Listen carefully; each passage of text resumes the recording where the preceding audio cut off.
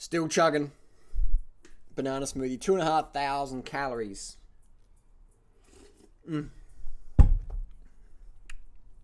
Creamy fruit goodness. I'm a young man. I've got a great girlfriend I really like. Very attracted to, physically, mentally. Sadly, I have a problem. We've only had sex a few times, and she's up for it, I'm up for it, but sometimes I can't get the banana up. It's either all or nothing. When we go at it, I'm good for a long time, but when I lose my focus, it won't come back up, and I get really stressed and insecure and anxious, and that makes it worse. Awesome, you make the connection. And no amount of excitement seems to change it. I don't know what to do. I'm still very young, fit, good looking. I never had the problem before. I never thought I would. Girlfriend doesn't like it either, and it makes her think I don't want to have intimacy with her, but I don't know what to do. What would you do in my situation? Do you write it? Here's the thing, alright guys. This took me ages to realise this. That when you're stressed, right? The biggest what's the word I can use on YouTube safely? Well, the biggest turn off for a guy is stress. You know, when your girlfriend's nagging you or whatever, or your wife's nagging you, this is good for women as well. If you want your partner to be more attracted to you, avoid nagging him. Because that goes from your banana like... Nagging is like the ultimate turn off because a man gets stressed, and when you're stressed, getting it on is the last thing on your mind, typically for normal healthy people. So that's like, so if you're a guy and you stress yourself, then your performance is going to suffer. So the solution is relax, have fun, and put the pressure off yourself. If you want to perform better, you've got to get rid of performance anxiety by just relaxing and having fun.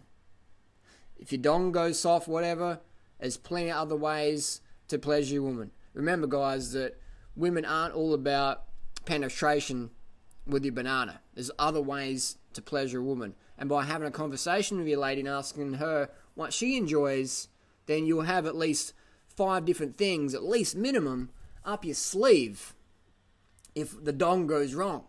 And then what you'll find as you get more into the moment and starting to have fun, all of a sudden, bzzz, the banana farm is back in action. So it's all about having fun and relaxing. And it's totally normal and healthy to have a performance anxiety issue for a bit. But all it is, it's only an issue until you acknowledge it and then go, oh, this is okay. So that was one of the biggest tips. Once I learned it's okay to have varying levels of firmness, then you can relax. And when you can relax, you can breathe better, everything works better. Same in cycling. It's okay to get dropped off the back of the bunch a little bit. But if you start panicking, your breathing gets fucked up and you can't get back on. You just like, and you start hyperventilating and you're fucked. So when cycling, it's okay to drift off the back of the bunch a bit. Doesn't mean you're going to go all the way back. You might, but it doesn't mean you always will. But a lot of guys, as soon as they lose the wheel, they just give up and they just whoosh. So what you want to do if you drop a wheel, just sit there, keep cruising, keep relaxing, eventually make your way up. If you find yourself going a bit limp, relax, keep cruising, eventually you get back up there. Basically, if you had a little scientific gadget that could measure hardness, I'm dropping it, I'm going soft here, pick up my hand feet.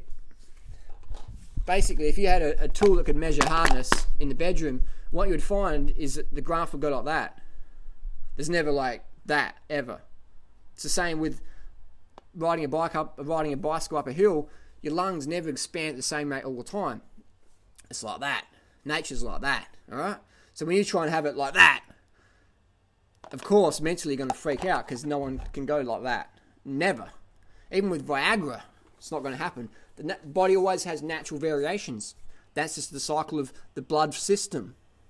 Basically, we're an organism of pipes, blood, lymph, water going through, etc.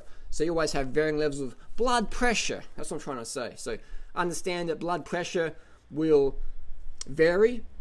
Excitement levels can vary. and that's fine. But don't freak out. Relax. Have 5 other tricks up your sleeve. Probably can't get too much detail on YouTube, and that's fair enough, but there's plenty of online resources where you can look that up. Basically, performance anxiety overcome by relaxing, having fun, having things up your sleeve, and understanding that it's all about here. All up here, man. 100%. It's all up here. So if you freak out, you'll limp out. If you relax, have fun, you'll be a good banana farmer. There you go. I hope that answers the question. If it doesn't, write some questions down below. We'll get through them. But basically, relax, have fun, enjoy the moment. Maybe get a vasectomy if you don't have kids. That's another story. But for me, that was a big one. When I had a vasectomy, wow. My sexual performance just went up because I realised I was always like just worried about getting someone pregnant, that it took away from a lot of my sexual enjoyment. But once that wasn't a factor anymore after I had a vasectomy, it actually probably took me a few years to work it out. Just incredible. So probably 2007 is when I really started to like relax and really perform better. But I reckon 2007 was when I really started performing well off the bike, so to speak. So there you go. All in the head. Relax, have fun. Done.